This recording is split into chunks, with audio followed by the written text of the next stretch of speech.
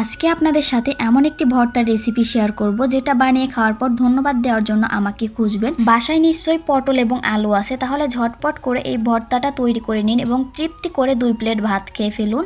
ভর্তাটা তৈরি করার জন্য প্রথমে এখানে আমি 4টা পটল এবং একটা মাঝারি সাইজের আলুর খোসা ছাড়িয়ে ধুয়ে নিয়েছি। এখন পটল এবং আলুটা আমি কেটে নিব।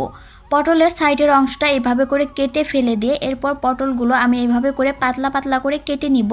আপনারা যতটা পাতলা করে কেটে নিতে পারেন কেটে নেবেন। পটলগুলো কেটে নিয়েছি, এখন আমি আলুটাও এভাবে করে কেটে নিব। আলুটা প্রথমে এভাবে মাঝ বরাবর কেটে নিয়েছি, এখন এরকম করে পাতলা পাতলা করে পুরো আলুটাই কেটে নিব। আলু এবং পটলগুলো আমি কেটে নিয়েছি, এখন কেটে নেওয়া পটল এবং আলু একটা বাটিতে তুলে নিব। এরপর চুলায় আমি একটা প্যান বসিয়ে দিয়েছি, প্যানে এখন দিয়ে দিব কেটে রাখা আলু এবং পটল। এখন আলু এবং পটল সিদ্ধ হওয়ার জন্য অল্প পরিমাণে একটু পানি দিয়ে দিব এবং অল্প পরিমাণে একটু হলুদের গুঁড়া দিব। এখন সব কিছু ভালোভাবে নেড়েচেড়ে মিশিয়ে নিব। নেড়েচেড়ে মিশিয়ে নিয়ে ঢাকনা দিয়ে ঢেকে আমি ভালোভাবে পটলগুলো আগে সিদ্ধ করে নিব। পটলগুলো ভালোভাবে সিদ্ধ হয়ে গেছে এবং পানিটাও কিন্তু শুকিয়ে গেছে। এখন এখানে আমি অল্প পরিমাণে একটু সয়াবিন তেল দিয়েছি। এখন তেল দিয়ে পটল এবং আলুটা ভালোভাবে ভেজে নিব। একটু কড়া করেই আমি ভেজে নিব।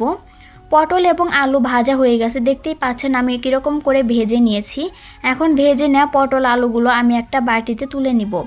এরপর একই প্যানের ভিতরে আমি আর একটু সয়াবিন তেল দিয়ে দিব। তেলটা গরম হয়ে গেলে এখানে আমি দিয়ে দিব চিংড়ি মাছ। এখানে আমি ছোট সাইজের চিংড়ি নিয়েছি। চিংড়িগুলো এখন আমি তেলে ভালোভাবে একটু ভেজে নিব।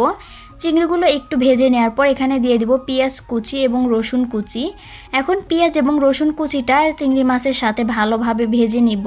পেঁয়াজ রসুন আমি এরকম বাদামি করে ভেজে নিয়েছি। এখন চিংড়ি মাছ এবং পেঁয়াজ রসুনটা আমি একটা বাটিতে তুলে নিব। এরপর একই প্যানের ভিতরে আমি কয়েকটা শুকনো মরিচ ভেজে নিব।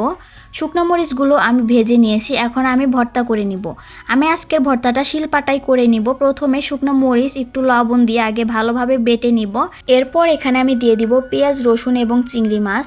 এখন এই সব কিছু ভালোভাবে বেটে নিব। আমি কিন্তু একদম মিহি করে বাটবো না, একটু আস্তে আস্তে করেই বেটে নিব। আপনারা চাইলে এই ভর্তাটা ব্লেন্ডারেও করে নিতে পারবেন, তবে পাটায় বেটে ভর্তা করলে কিন্তু অনেক বেশি মজা হয় খেতে। চিংড়ি মাছ এবং পেঁয়াজ রসুনটাও বেটে নিয়েছি। এখন আগে থেকে ভেজে রাখা পটল এবং আলু দিয়ে দিব। এরপর পটল এবং আলুটাও আমি বেটে নিব, একটু আস্তে আস্তে করেই বেটে নিব। সব কিছু একসাথে বেটে নেওয়া হয়ে গেছে, এখন সব কিছু একসাথে ভালোভাবে মাখিয়ে নিব।